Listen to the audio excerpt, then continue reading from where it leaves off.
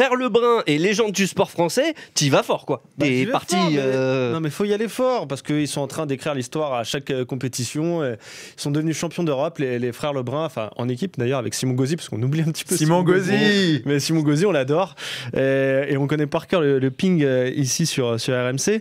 Mais ouais, moi je trouve que ce qu'ils font quand même à chaque fois, ça paraît rien parce qu'on dit voilà, le ping-pong c'est un sport de préau, c'est un sport de loisir, mais je trouve quand même de s'imposer dans une discipline qui était réservée à une nation et qui était réservée à un continent, si on englobe plus généralement, c'est quand même dingue. C'est des stars là-bas en Chine et à chaque fois ils marquent un petit peu plus l'histoire du sport français. Ils sont médaillés olympiques, notamment Félix, alors plus Félix que Alexis qui rentre dans la légende si je vais au bout de mon raisonnement, c'est évidemment Félix qui est médaillé en individuel et voilà, ils sont en train d'écrire des belles pages du sport français. Ils sont encore très jeunes, donc oui, j'y vais fort. Ils sont dans la légende, alors ça dépend ce qu'on englobe dans légende. Il y a forcément des légendes qui sont un peu plus légendes que d'autres, on va pas les mettre à la même table que des Teddy Riner, des Zidane et des Platini, etc. Mais voilà, moi je trouve quand même qu'ils sont imposés dans un sport qui était très mineur, ils l'ont mis en lumière. Il y a de plus en plus notamment de licenciés en tennis de table et quand même c'est grâce à eux, c'est grâce à personne d'autre, c'est grâce à eux.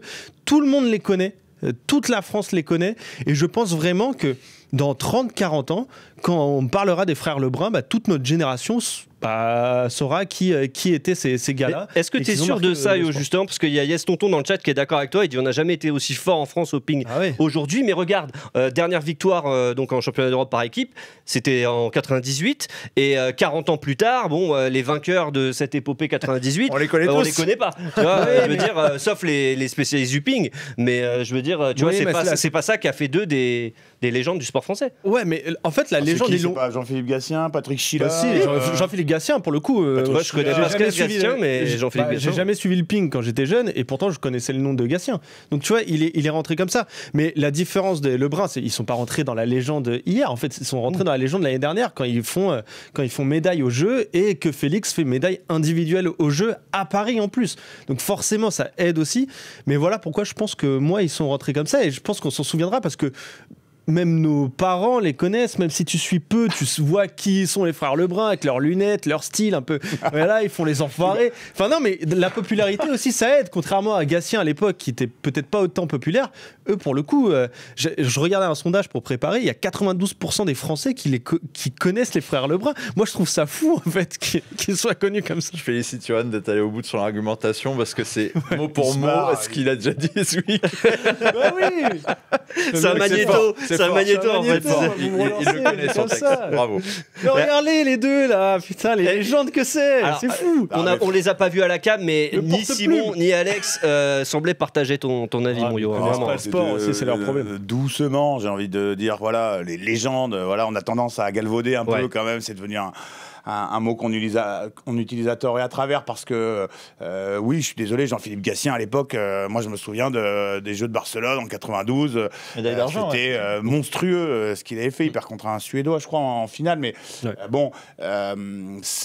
est-ce que Jean-Philippe Gatien est une légende, parce que je considère que ce qu'il a accompli lui en 92 est encore plus fort que peut-être ce que nos Français font. Il y a quand même plusieurs raisons à la popularité des frères Lebrun. Il y a l'époque dans laquelle on vit, il y a le fait que c'est deux frangins, ils ont la même gueule, ils ont des lunettes, il y a une identification parce qu'ils sont sympas, parce qu'on vit à l'heure des réseaux sociaux où évidemment on a beaucoup plus d'images de ces gars-là qui s'entraînent, de leur loisir, de leurs habitudes sur et en dehors de la salle.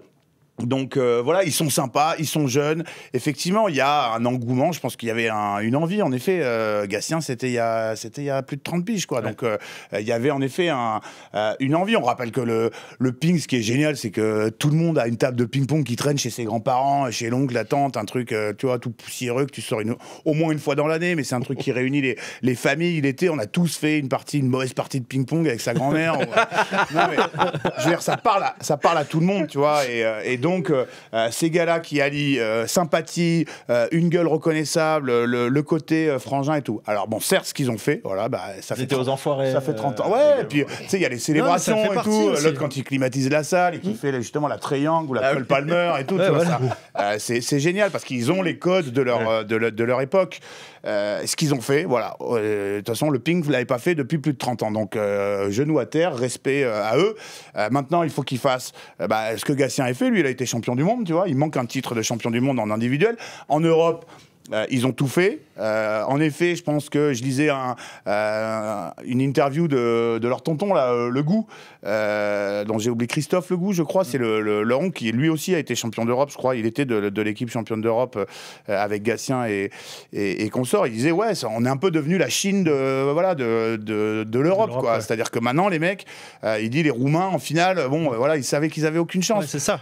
Il dit, les Belges, je sais pas si c'est en quart ou en demi, il n'y a aucun joueur belge qui a... Les Allemands en demi, ouais. Il y a en quart, il n'y a aucun joueur belge qui a marqué plus de 8 points contre nous. C'est-à-dire que déjà, ça y est, les adversaires, ils arrivent face à la France, ils savent que ça va être compliqué, quoi. Ok, mais Simon, tu parlais de la Chine, mais la Chine, elle existe, mine de rien. Mais la Chine, on n'est pas encore au niveau. Est-ce qu'on sera un jour au niveau, tu vois ce que je veux dire? Parce que pour être considéré comme des légendes de son sport, il faut pouvoir rivaliser avec les meilleurs. Par là, je pense que si tu remportes les championnats du monde par équipe ou les prochains jeux par équipe, là, il n'y a plus de débat. Là, tu seras dans la légende et en tapant évidemment les Chinois en finale. Alors les Chinois, ils ont perdu Malong et je sais plus qui, là, deux gars qui étaient quand même quasiment imbattables. Donc il y a aussi une ouverture. Il y a des questions de génération et je pense qu'en effet, celle-ci, elle peut y aller parce que quand tu vois que le papa de l'équipe, c'est Gauzy, qui est pas non plus un ancêtre. Ah non, il a 30 ans. Il a 30 ans, Simon Gauzy. Le petit Coton, il a 17 ans. J'étais ahurié. Moi, je pensais qu'il avait, je sais pas, 20, 21 ans. Thibaut Poré, il a quoi, 21 ans aussi. Et puis, donc, eux qui sont encore très, très, très jeunes. Et, aussi, donc, et les Lebrun, voilà, qui sont jeunes. Donc, tu te dis qu'en effet, se construire ce vécu et commencer à gagner cette assurance et qui te donne de la force quand tu rencontres les meilleurs, en effet. Mais légende, c'est tout petit peu tôt, mon cher. T'en penses quoi, moi, Alex? C'est même bien trop tôt. Ouais. C'est bien trop tôt parce que je vais pas redire quasiment la même chose, mais je pense tout pareil. Qu'est-ce que vous êtes sur la même longueur d'onde ce soir? Les gens, c'est parce qu'ils sont sur le même canapé. La prochaine fois, on intervertit. Non, mais c'est le mot légende. Je veux dire, est-ce que pour moi, légende, c'est réservé à une petite pièce où t'empiles, les grands du sport français. Là, légende, quand tu me dis ça, déjà là, avec une médaille d'or, ok, au championnat d'Europe par équipe, une médaille de bronze au JO, ok, la salle des légendes, elle devient en fait un hangar de 170 mètres carrés et on empaque tout. Comment ils sont des légendes à côté de Teddy Riner? Comment ils sont des légendes à côté même d'Anthony Estanguet? Le nombre de médailles olympiques que ces mecs-là ont dans des sports aussi, Tony Estanguet, je veux dire, c'est comme le ping. En France, tu vas pas me dire que tout le monde connaissait l'aviron. Oui, mais c'est un sport pas l'aviron, le canoë-kayak. Mais c'est un sport où la France domine, historiquement, le canoë-kayak. Même Martin Fourcade, tu vois, en biathlon, il n'y a pas eu une million de médailles avant Martin Fourcade. Lui, il a écrasé son sport, tu vois, t'as quand même, qui est normalement au nordique, tu vois. Ouais, mais ça, c'est des légendes du sport français, tu vois, pour moi. Mais je dis pas qu'ils le seront pas, mais ce qu'a dit Simon, il faut valider un méga titre, une médaille d'or au JO, une médaille d'or au championnat du monde. Et là, je suis tout à fait d'accord pour dire, bah ouais, ils ont marqué de leur empreinte, leur passage dans l'histoire. Et là, pas de souci. Et je peux même pas te contredire sur la popularité et tout. T'as archi raison. C'est générationnel. Tous les jeunes s'identifient à eux, les connaissent, ont envie de faire du ping. Il y a tout qui va avec eux. Mais légende du sport français, non, c'est pas Marie-Jo Pérec encore, c'est pas David Douillet, c'est pas Teddy Riner. Tu parles de légende mondiale. Marie-Jo Pérec, tous ceux que tu as dit, c'est des légendes mondiales. Ça dépasse le cadre de la France. Je te dis pas que les frères Lebrun sont des légendes mondiales du sport français. Je dis, c'est des légendes en France. Pour le coup, vraiment, juste du sport français, c'est le cas. Du sport mondial, si t'es une légende du sport français, je pense qu'il faut que tu es exporté, en fait, quand t'es légende du sport français. Je pense que t'as amené la France, justement, pour sauver du monde. pour moi, pas forcément. Parfois, ça se joue à rien. Ça se joue à une perf qui est incroyable, tu vois, ou qui va rentrer dans la légende. Je prenais la comparaison de tout à l'heure, on en parlait un tout petit peu hors émission, de Christophe Lemaître. Pour moi, Christophe Lemaître fait partie de la légende du sport français. Pourquoi ? Parce que le mec va chercher une médaille de bronze sur des jeux en sprint qui n'était pas arrivé à un Français depuis je sais pas combien de temps, et en plus à un blanc pour le coup. C'est pas le premier nom qui va devenir à l'esprit en parlant d'athlétisme français. Ouais, mais du coup, en fait, quand tu regardes maintenant avec le prisme qu'on a maintenant sur l'athlétisme français, tu regardes Christophe Lemaître, tu te dis, ouais, pour le coup, ce qu'il faisait quand même, c'est incroyable. Ah non, respect, c'est dingue. Mais pour moi, il fait partie de cette légende-là du sport français. Alors oui, on va pas les mettre à la même table que d'autres, mais je te dis pas que vous réservez un petit groupe. Je veux pas mettre trop de monde dans le. Voilà, ce que je conçois aussi. Moi, je l'ai élargi un peu, et je trouve qu'il y a parfois il y a des performances de sportifs qui en eux-mêmes rentreraient pas dans ça, mais qui vont rentrer dans cette légende-là et qui vont participer à cette légende. Pour le coup, les frères Lebrun, ce qu'ils ont fait sur les Jeux, pour moi, ça les fait rentrer déjà dans le grand monde du sport français, et ensuite, ils n'arrêtent pas de gagner. Et Félix a gagné le premier tournoi international à Montpellier, c'était chez lui en plus, et c'est le seul Français à l'avoir fait. Quand t'es une légende, c'est que t'as écrit sur la durée ta légende, en fait. Ouais, là, j'entends aussi. Là, c'est trop court. Mais tu peux rentrer très tôt. Et, tu vois, Kylian Mbappé... Mais tu peux en ressortir aussi vite que t'es rentré dans ce cas-là. Kylian Mbappé, quand il gagne la Coupe du Monde, même s'il a 18 piges, il est déjà dans la légende en fait du sport français, tu vois. Et il a 18 ans, donc c'est pas l'âge qui fait. Il Mbappé remporte la Coupe du Monde. Mais bien sûr. Il a quel âge? 18 ans. Voilà. Bah oui, mais il rentre déjà dans la légende. Il remporte la Coupe du Monde de foot. Mais oui, mais bien sûr. Il fait pas médaille de bronze au JO, tu vois. Ce que je veux te dire, c'est que je pense que c'est beaucoup plus difficile en France 98 et dans la légende. Non, mais c'est beaucoup plus difficile. Bah oui, mais bien sûr, c'est beaucoup plus difficile de gagner une médaille d'or aux Jeux en ping que gagner la Coupe du Monde au foot. Oui, mais ils l'ont pas la médaille. Déjà, t'es pas livré à toi-même. Ils l'ont en équipe la médaille d'or. Kylian Mbappé n'est pas le meilleur joueur de cette Coupe du Monde 2018. Non, en plus. Donc, tu vois, c'est pas le plus difficile. Je rappelle juste que Alphonse Areola est champion du monde. Donc ça veut rien dire en fait. Tu vois. Donc, la crotte de nez gratos. Justement, ce que je dis, c'est que tu peux vite ressortir. Ah bah oui, mais bien sûr. Mais c'est pas parce que t'as un trophée ou deux trophées. Moi, ce que je te dis, c'est que Kylian Mbappé, vu la Coupe du monde qu'il fait, qui est excellente aussi, il est déjà entré dans la légende. Mais Kylian Mbappé, il renverse la Ligue des Champions même avant d'être champion du monde aussi. Ce qu'il fait avec Monaco à 17-18 piges, ça ne fait pas rentrer dans la légende. Il la gagne pas. La légende du foot monégasque, si tu veux. Il l'a construit au fur et à mesure. Et là, Kylian Mbappé, maintenant, ça fait presque 10 ans qu'on en parle. Donc maintenant, oui. Mais moi, ce que je te dis, c'est une légende du sport français. Il met 3 buts en finale d'une Coupe du Monde. C'est ce que je te dis. Je te dis qu'en 2018, quand il gagne la Coupe du Monde, il est déjà dans la légende du sport français. Je te dis, maintenant, il y est encore. Évidemment, il y est encore un peu plus. Je pense qu'à l'époque, je sais pas, je suis pas sûr. Bah si, tout le monde connaissait Mbappé, il est champion du monde, tu vois. Pour le coup, lui, c'est inscrit, mais là où je te rejoins, c'est qu'il lui a gagné. Donc il est inscrit dans le temps, en fait. Mais ce qu'on disait, il est inscrit dans le temps, sur le toit du monde. Il a porté la France. Une médaille olympique, elle est inscrite dans le temps. Tu seras toujours médaillé olympique. En fait, ce que je veux dire, c'est que tu n'entres pas dans la légende, tu termines dans la légende. Tu vois ce que je veux dire?